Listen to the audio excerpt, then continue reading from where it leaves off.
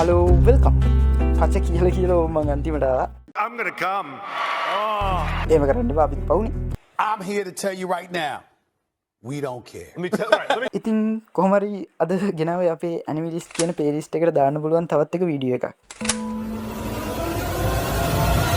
ඔහල title තම්නල් දැකලති කියලා හිතනවා ඒත් ඒව හදද්දි මම මොන පිස්සුවක් කියලා තියෙදි කියලා දන්නේ නැති හින්දා Holy! Look at all this damage. මේ මොකක්ද කියලා මම ඔයාලට ආයෙ කියන්න අද කතා කරන්නාවේ ටිකක් හරි ගොඩක් හරි අන්ඩර්රේටඩ් ඇනිමි සීරීස් කීපයක් ගැන තව මම මේකේ අන්ඩර්රේටඩ් කියන්නේ ගොඩක්ම ලංකාවේ ඇනිමි ෆෑන්ස්ලා අතරේ ගොඩක් වෙලාවට ලංකාවට ඇනිමි ට්‍රෙන්ඩ් උනේ 2020-22 අතර කාලේ. ඉතින් මම හිතනවා ඔයාලට මේවා මිස් වෙලා ඇති කියලා. මම මේකේ වීඩියෝ එකේ තව කියාවේ එක එක ලින්ක් එහෙම දෙනවා කියලා. ඒකට ඔයාලා පහල ඩිස්ක්‍රිප්ෂන් එක හරි කමෙන්ට් සෙක්ෂන් එක හරි අනිවාර්යයෙන් චෙක් කරන්න. මම පුළුවන් හැම ඇනිමි එකකට වගේම ඒවට සිංහල සබ් වලටත් ලින්ක් දාලා තියන්නම්. ඒකට ආපහු පහල චෙක් කරන්න. හරියද පච ගොඩක් කියන්න තියෙන නිසා නිකන් කාලේ නොකයම් වීඩියෝ එකට.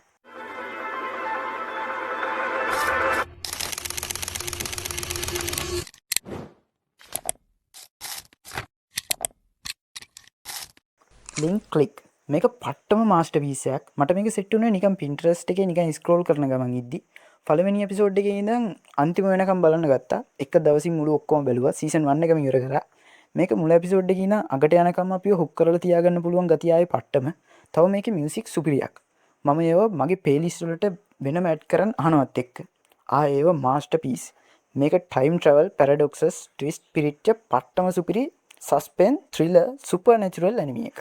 ඔයාලට කියන්න ඕන මේකේ ක්ලයිමැක්ස් එක කියන්නේ උත්තරෝත්තර රාශිය අපිට මුලින්ම දෙනවා. මම මේක මුලින් බලද්දි පුදුමත් වුණා. හැබැයි පස්සේ එපිසෝඩ් වලින් අම්මට සිදු වෙන දේවල් පෙන්නනකොටයි ඒ ක්ලයිමැක්ස් එකට පාර කැපිච්ච ටයිම් ට්‍රැවල් පැරඩොක්සස් ලියා ගන්න බැරි නූල් බෝලයක් වගේ පැටලිච්ච විදිය දැක්කමයි ඇගේ මයිල් කෙලින් වෙනවා. ආයේ මාස්ටර්පීස්. මට ඇත්තටම පුදුමත් හිතුණා මේක කොහොමද මෙච්චර අන්ඩර්රේටඩ් උනේ කියලා.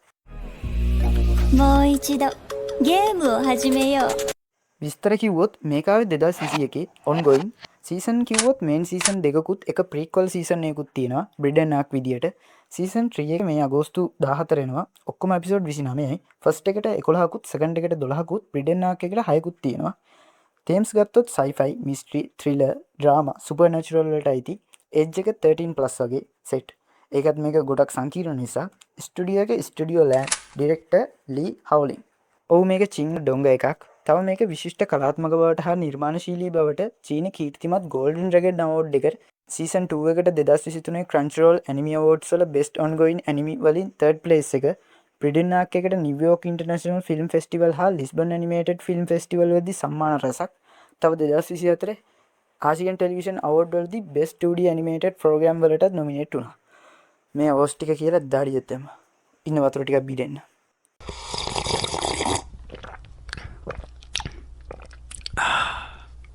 හරි ස්ටෝරි එක ෆොටෝ ස්ටුඩියෝ එකක් තියෙනවා ටයිම් ෆොටෝ ස්ටුඩියෝ කියලා. මේක කරන්න යන්නේ මෙන්න මේ දෙන්න. මෙයා චෙන් ෂියාවෝ, මෙයා ලූ ගුවාන්. මේක නිකම්ම ෆොටෝ ස්ටුඩියෝ එකක් නෙමෙයි. මේකට එන සේවාදායකයෝ ගොඩක් වෙලාවට එන්නේ නිකම්ම ෆොටෝ එකක් හදන්න නෙමෙයි.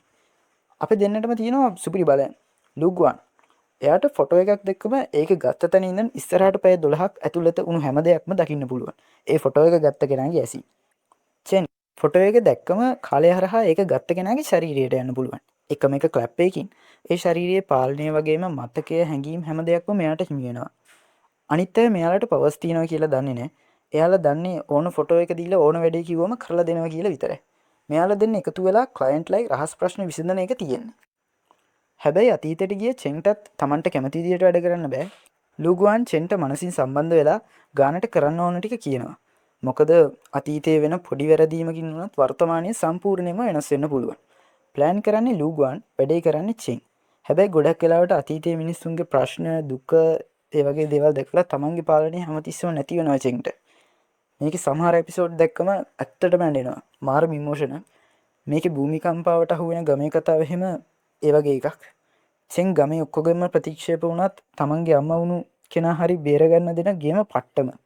ඒත් අඩි කීපයක් ඉස්සරහින් ඉන්න හැංගීම් දැනීම් නැති ලූගුවන් දෙයක් වෙනස් වෙන්න දෙන්නේ නැහැ ලේසියකට. මේකේ ආර්ට් ස්ටයිල් එක වගේම ෆයිට් සීන්ස් පට්ටම. තව මේකේ මියුසික් ආයේ අම්මට සිරි වෙනවා. ඕපනින් එකයි එන්ඩින් එකයි අහන්න විතරක් බැලුවොත් පාඩු නෑ. ඒවා ඇනිමි වර්ඩ් එකේ টপ ටියර් ඒවා. හරියටම කිව්වොත් මේක time travel suspense thriller action supernatural mind games mystery තියෙන මාස්ටර්පීස් එකක්. මේක සීසන් 2 එකේ එන්ඩින් එපිසෝඩ් එකේ අන්තිම තප්පර දෙකෙන් විතරක් මුළු සීසන් 1 2 කතාව සම්පූර්ණයෙන්ම උඩ යටි කිරු වෙනවා. The future that we now know could completely disappear.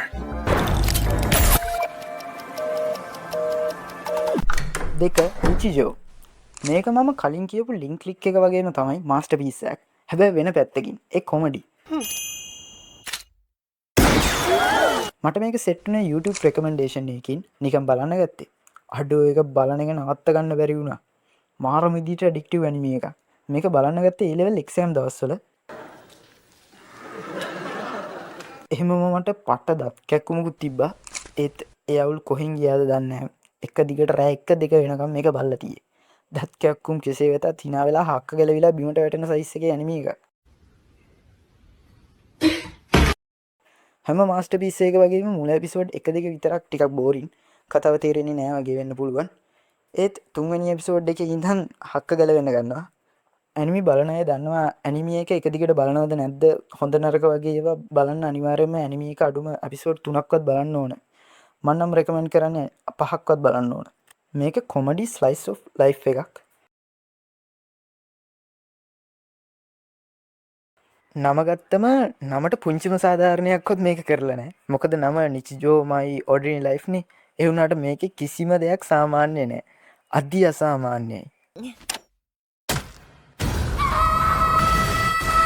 මේකට දාන තිබ්බ නම නිචිජෝ මයි එක්ස්ට්‍රාऑඩිනරි ලයිෆ්. අර ඒ වීඩියෝ කිව්වේ සීරියස් ගන්න එපා. නිචිජෝ ෆෑන්ස්ලා තරහ වෙන්න එපා. What did you say, nigga? හරි මේක ආවේ 2011 ඉඳන් 2011 දක්වා. හරි ඒ කියන්නේ අප්‍රේල් ඉඳන් සැප්තැම්බර් දක්වා. සීසන් 1යි එපිසෝඩ් 26යි ඕවාස් එකක් තියෙනවා. තේම්ස් ගත්තම comedy slice of life school වලට අයිති.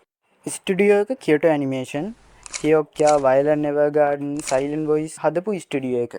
ඩිරෙක්ටර් තත්සුයා ඉෂිහරා චුනිබ්යෝ එහෙම කරේ මේ ඩිරෙක්ටර්. මේක ඔරිජිනල් මැංගා බේස්. ඒකේ ක්‍රියේටර් නේචි අරවි.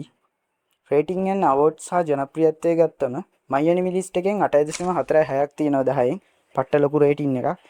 තව මේක මීම් කල්චර් එකේ පට්ට රජෙක් ඈ. Facebook, TikTok, YouTube එකේ පේන්න තියෙන ගොඩක් anime memes සහ clips මේකට තමයි අයිති.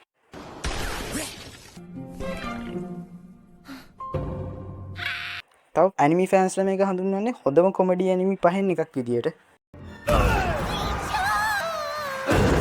තව කතාවක තියෙන යාළුවෝ තුන්දෙනෙක් වටේ තුයි අපූරු නිවසක් වටේ තුයි. යාළුවෝ තුන්දෙනා ගත්තොත් යුකෝ මියෝ මායි. යුකෝ කියන්නේ කම්මැලි දග වැඩ කරන ඕවර් රියැක්ටඩ් කෙල්ලෙක්. මෙයාගේ රියැක්ෂන් තමයි අය පට්ට. මියෝ සාමාන්‍ය වගේ පෙන්වන්නට ඇතුලෙන් පට්ටම දරුණු පට්ට පිසිකල ශක්තියක් තියෙන කෙල්ලෙක්. මායි නිශ්ශබ්දව හැමතිස්සෙම පොතක් කියවන හැබැයි කිසිම හිනාවක් නැතුව ඕන කෙනෙක් නෝන්ඩි කරන්න පුළුවන් කෙල්ලෙක්. අර ගෙදර ඉන්නවයි කිව්ව තුන්දෙනා ගත්තොත් හකසේ නනෝ සකමොටෝ. හකසේ කියන්නේ අවුරුදු 8ක පොඩි කෙල්ලෙක්. ඒත් විද්‍යාඥයෙක්. ලෝකේ තියෙන ඕන දෙයක් හදන්න පුළුවන්. ඒත් ගතිගුණ වලින් තාම පොඩි. නනෝ හකසේ හදපු රොබෝ කෙල්ලෙක්. එයාට සාමාන්‍ය ස්කූල් ගර්ල් කෙනෙක් වගේ වෙන්න ඕන වුණාට එයාගේ පිටිපස්සේ තියෙන ලොකු කීයක නිසා හැමෝටම එයා රොබෝ කෙනෙක් කියලා පේනවා. සකමොටෝ හකසේ හදපු ස්කාෆ් එකකින් කතා කරන්න පුළුවන් වුණ පූසෙක්. ඒ යකා හිතන් ඉන්නේ ඌ ගෙදර වැඩ හිටියේ කියලා. කතාව ඉස්සරහට යද්දි මේ ගෲප් දෙක එකතු වෙනවා. මේක පියෝ විෂුවල් කොමඩි වලින් ගහන වෙච්ච anime එකක්. හරියට ඉස්කෝලේ ප්‍රින්සිපල් මුවෙක් එක්ක කරන රෙස්ලින් ෆයිට් එක ගන්න පුළුවන්. අවධානයයි බත් කන ගමන් බලන්න එපා. මේක හෙන කූල් කාම් ආතල් anime එකක්.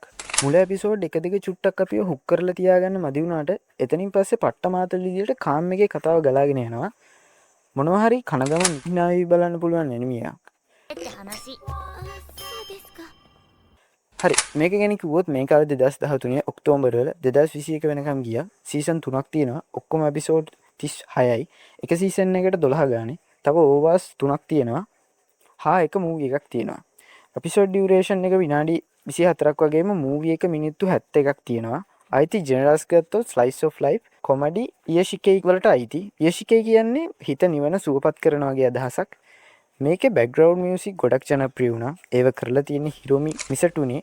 තව මයි ඇනිමි ලිස්ට් එකේ මේකේ හැම සීසන් එකකටම 10න් 7.9ත් 8.2ත් අතර හොඳ රේටින් එකක් හම්බ වෙලා තියෙනවා.